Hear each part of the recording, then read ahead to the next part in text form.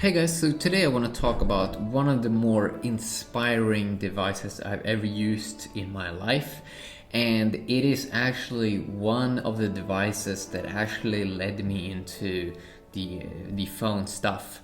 But I kind of feel that this device was certainly ahead of its time when it came out, and of course I am talking about the PlayStation Portable, the PSP, which originally got released in Japan 2004, and in other regions it worldwide got released 2005. This is a device that has sold worldwide 82 million as of November 2013. 82 million devices. What is it that made PlayStation Portable so amazing, and especially why I think this device was ahead of its time and why it's so interesting is because this device had I think it was I'm pretty sure, let's see here how big this screen was. It had a 16:9 widescreen TFT LCD, and I'm pretty sure, yeah, 4.3 inch in size. The PSP Go was 3.8 inch, and this device had a big display. It had a good, simple, fast, beautiful operating system. It didn't have a touch user interface, but it had an amazing community of different developers, different hacks you could install on the PSP. It had a whole community around different firmwares you could install, and this device was just like there was really not that many other devices that had this amazing display, amazing controls. This device is truly the most magical piece of device I ever used, and you have to understand that this was when they released this device out there in 2004, 2005, the original PSP 1000, there wasn't any phones out with a touch display or like large, cool user interface phones. I mean, the iPhone came in 2007. That's 3 years later. And I mean, it is just amazing how ahead of its time Sony was and how good this device was. And the good thing that they did with the user interface on this one was they used a very simple UI that you controlled with the buttons going from side to side or up and down. And it had a web browser that was amazing, like a web browser already that you can use. And it was actually one of the devices I started to discover the internet and could actually use it in a very extremely nice way. Sadly, these days with the PSP Vita, for some reason they made a horrible mistake by now they have like a horrible software, and I think they're using some touch operating system or something these days, but the original operating system was so amazing and the community around it.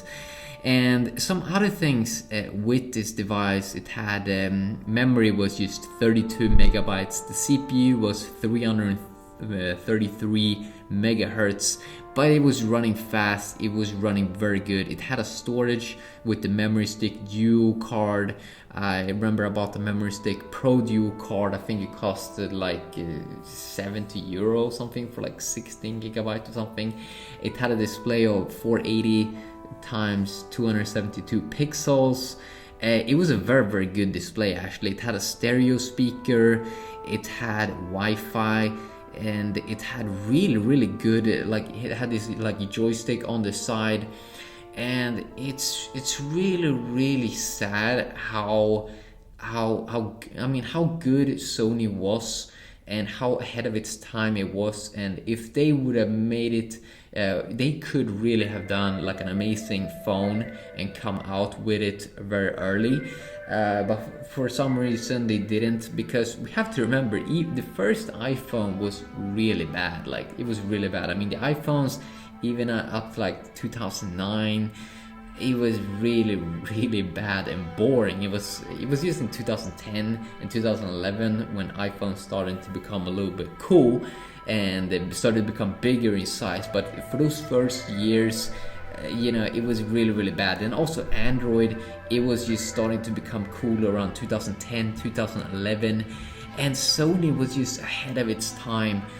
Sadly, this wasn't a phone I think you could call with it in some way, but it was mainly just a gaming device, and you bought games and you could insert it into the device, and it was really, really crazy, this device, and it truly is one of the most amazing devices.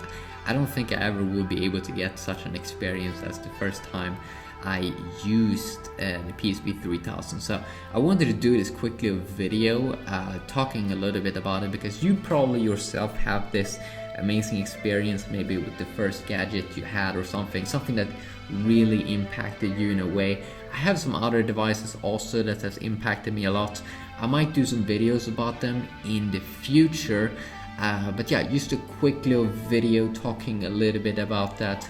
And my stance on Sony these days is, sadly, they are not innovating that much. It's been quite kind of boring. I mean, Sony really has the potential to do something truly, truly amazing because of how ahead of its time they was, but sadly they haven't been that impressive on the phone side. Especially the last years. I mean, they're starting to improve with the Sony Xperia XZ. I think that one is actually pretty good, but for many years they've been, they had pretty bad displays and stuff like that. But I really would love if Sony again brought out the PlayStation Portable, a PSP with no weird user interface. I want them to go back to the original that they had, because it was just it wasn't broken, it was perfect. It had this wonderful community, kind of like what you're seeing now with Android community or developers and stuff like that. I really want them to bring that back and let developers and stuff like that change the user experience, because it was cool, and it created this magical thing with the PSP 3000. And also the original PSP 1000, it was just different models. The PSP 3000 that I bought, it came out in 2008, and it cost around 200 euros, I think, and it was so amazing. Oh my god. But yeah, a quick video talking a little bit about it. Hopefully you did enjoy, and have an awesome day.